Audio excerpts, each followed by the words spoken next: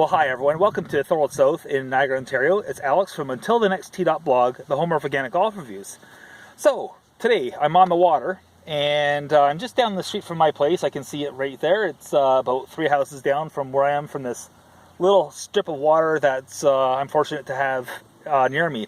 So what am I doing out here, and why the heck is it on a golf website? Well, the answer is simple. I'm a fly fisherman. That's actually I don't know if I might love fly fishing or nature more than golf. I would say that I'm more of a nature guy. Then I'm a fisherman. Then I'm a golfer. Basically, I'm a golfer stuck in a fly fisherman's body. But anyways, enough of that.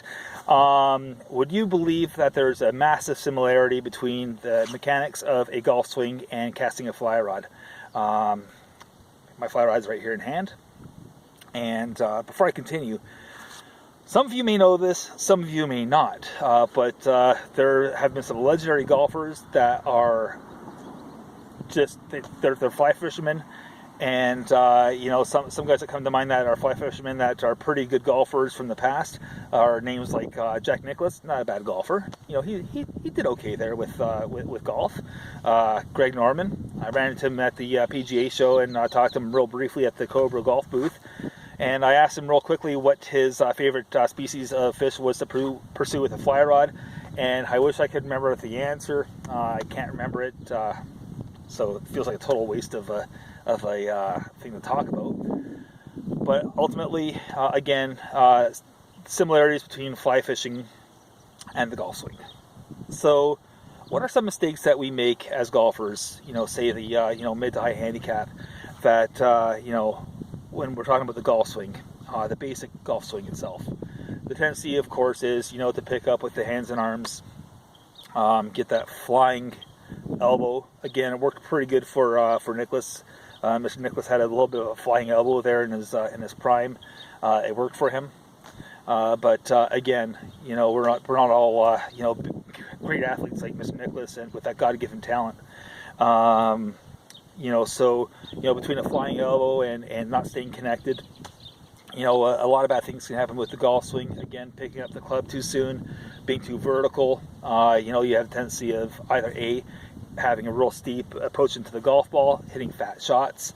As a result of that, you might pick up a little bit with your body or straighten up your spine angle, and you might have the tendency of hitting the ball halfway up on the equator. A lot of bad things can happen from those two little things. Fly fishing is no different, believe it or not. One of the keys to casting a fly rod, I just got to get my line stripped in here real fast here before I get really started. Just bear with me. Just got a little bit of a tangle in the trees here. There we go. Now we're all set. Okay, so with the motion of fly fishing, there's some principles that apply directly to the golf swing. Again, we're talking about things like connection, and we're talking about rotation. The one thing that any golf instructor should be telling their students is there's as much as a downturn in the golf swing or a vertical move as much as there is a horizontal move, right? Or rotation. And I think that's something that doesn't really get talked about a ton, whether it's anyone who tries to explain the golf swing to a buddy, or even a professional kind of a thing with a student. So what I'm going to do here is show that there is a similarity where with fly fishing we gotta maintain our connection with our body. So in other words, if you're familiar with something like the golf swing shirt, good training aid. It reinforces being connected, so you don't have that arm flying out like so. Okay, you stay connected into the body, and you know what? It helps with your timing. It helps with your quality of strike. It helps with a lot of things with being connected. Not to mention centrifugal force or getting a little bit more club head speed. It helps with that as well, right? With being connected, you don't get a really super steep swing plane coming into the ball, and you're less likely to come over the top as well by staying connected.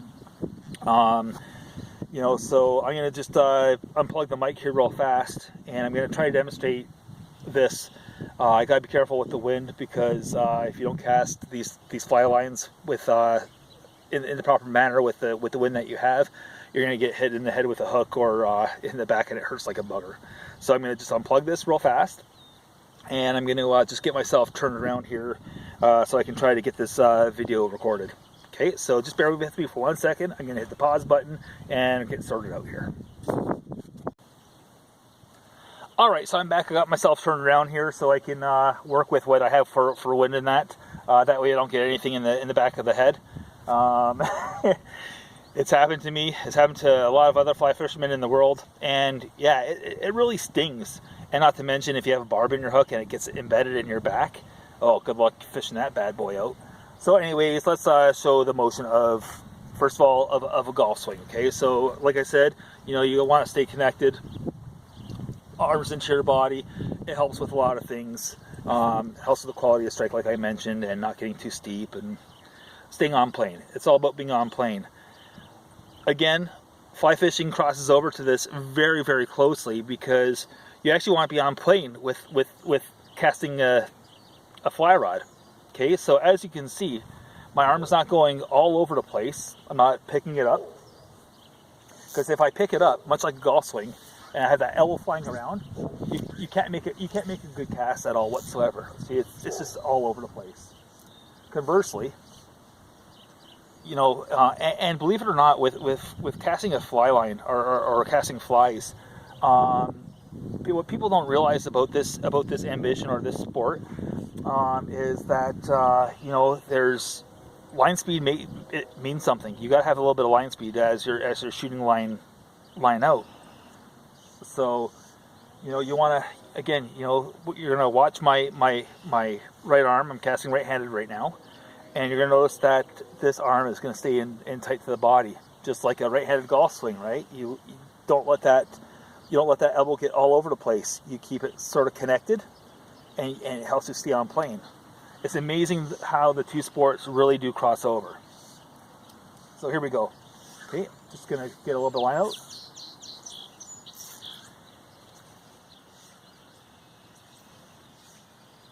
And that's all you're doing. If you're casting this fly line and you have any more motion than that, you're doing way too much. You're working way too hard.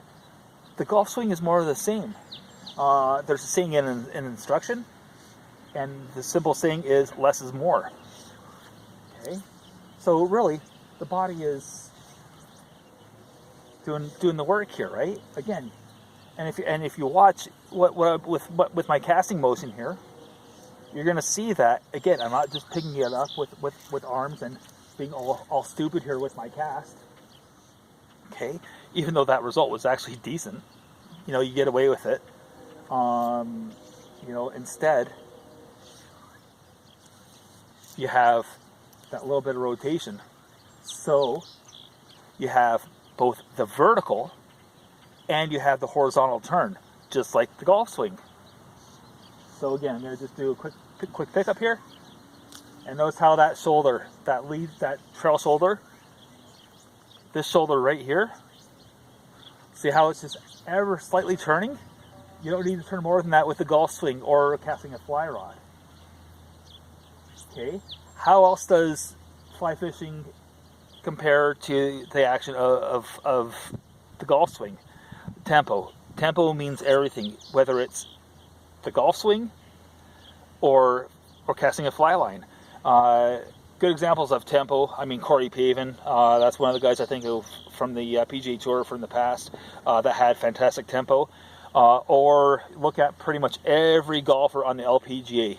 They are tempo. I love watching the LPGA because their tempo is beautiful. They have great tempo. Fly fishing is the same thing. So tempo. You're going to notice that there's just a hint of a pause on my back cast. There's a back cast, a pause.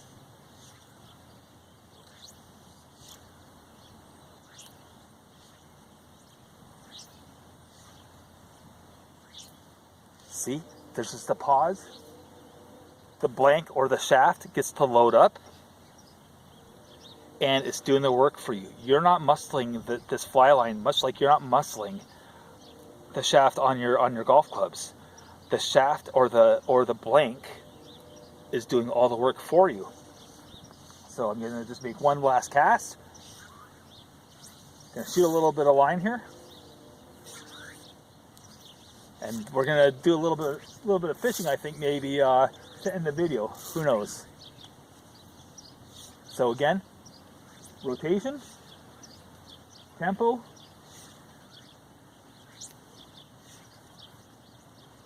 and that, my friends, is the similarity between fly fishing and fly casting. Or sorry, fly fishing and golf, and the mechanics of the golf swing. Rotation, while having both horizontal and vertical. Staying connected, helps with your swing plane. And last but not least, tempo. Have that little bit of a pause at the top of your backswing if you can work it, because it gives your club a chance to do a little bit more of the work, and it saves you on spending more energy than you need to do for the golf swing. So I hope you enjoyed this video. It's a different kind of content. I've never done anything like this. And anyways, I hope to see you on the next tee. And who knows, maybe on the water too with a fly rod. Take care, stay safe, stay healthy, and I'll see you on the next tee.